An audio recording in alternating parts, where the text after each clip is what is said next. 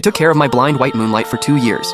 After she recovered, the first thing she did was get back together with her ex and marry him. Everyone said they overcame all odds for their happy ending. I stared at the wedding live-streamed on the plaza screen, gave my proposal ring to a beggar, and walked away. These 2 years felt more and more like a joke.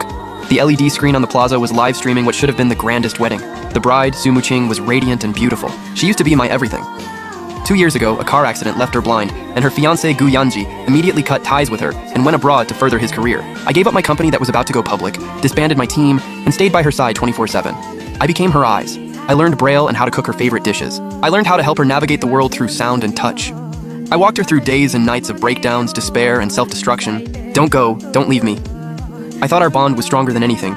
3 months ago, she finally got a suitable cornea. The surgery was a success. The day they removed her bandages, she could see again.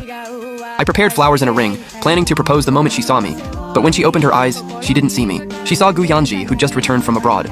Turns out, the second he heard Su Muqing might regain her sight, he flew back. He bribed a nurse to find out when her bandages would come off, then showed up at the hospital room like he owned the place, becoming the first person she saw. Meanwhile, he used a fake message about a hospital system malfunction and surgery delayed by an hour to keep me stuck at the coffee shop downstairs. When I rushed upstairs with flowers, I saw Su Muqing nestled in Gu Yanji's arms, crying like a damsel in distress.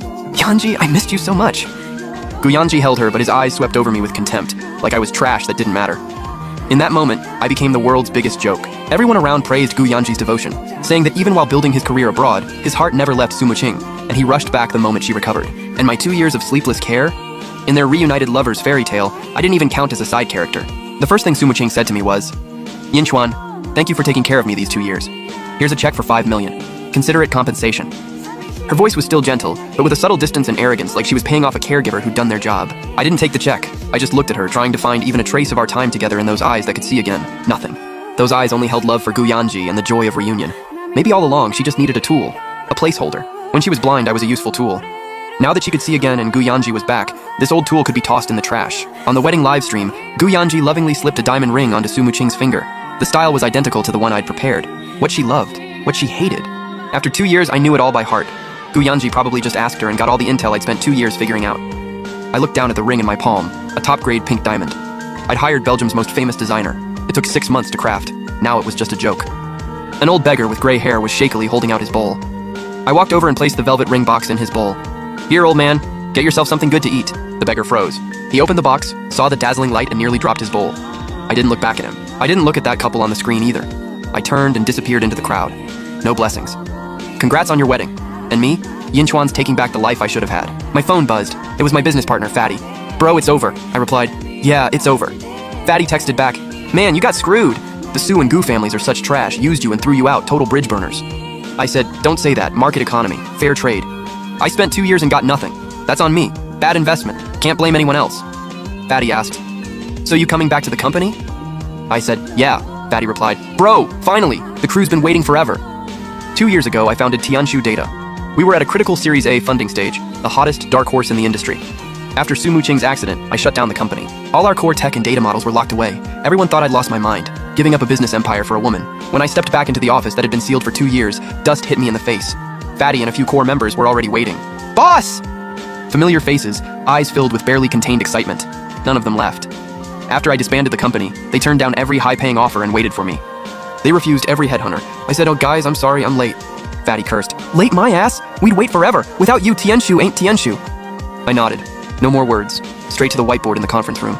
I told Fatty, "Pull up our sealed Beidou model data." I told Lao Wang, "Go dig up the financials on all of Gu Group's listed subsidiaries." 3 days later, a full analysis report on Gu Group sat neatly on my desk. The Gu family built their fortune on traditional industries. Recently, they pivoted to internet and new energy, but results were weak. They survived on blood transfusions from their legacy businesses. After Gu Yanji returned, his father, Gu Group's chairman, Gu Honghai, had high hopes and put him in charge of the group's internet entertainment division. I smirked. That's exactly what I specialized in 2 years ago. Fatty pointed at the report. "Boss, check this out."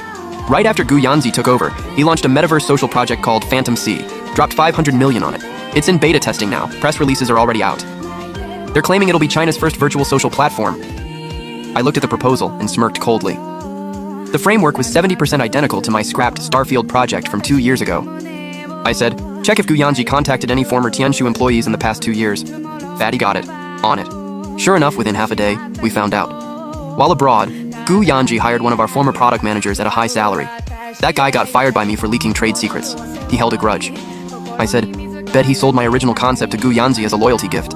Fatty cursed. What a moron. So what do we do? Sue them for plagiarism? I said, lawsuits are too slow and too easy on him. I stared at Gu Group's headquarters building, eyes ice cold. I don't want him to pay damages and apologize. I want his project to crash and burn, his 500 million to go down the drain, and his reputation in the business world destroyed. Fire up the Beidou model. Run data on all of Gu Group's partners, supply chains, and bank credit lines. Find the weakest link in their cash flow. Also, leak the news. Tianshu Data is relaunching. And we're releasing a revolutionary social product built for the C era. I added, one more thing.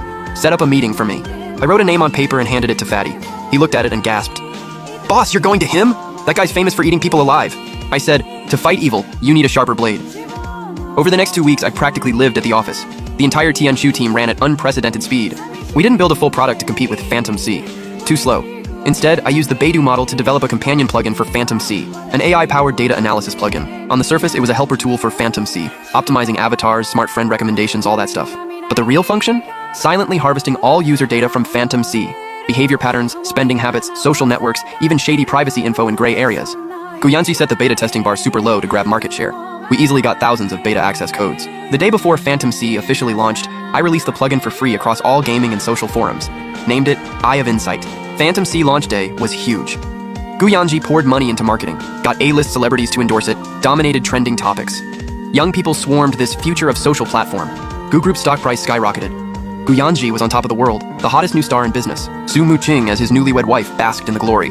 I even saw photos of her attending his celebration banquet on financial news, smiling like a picture she'll probably never know. Deep in the digital world she can't see, a net tailored for her husband has already been cast.